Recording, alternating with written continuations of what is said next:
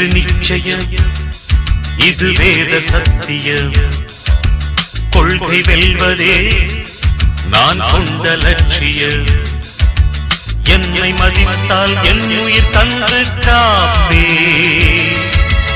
என்னை மிதித்தால் இரண்டில் ஒன்று பாப்பே அடே நண்பா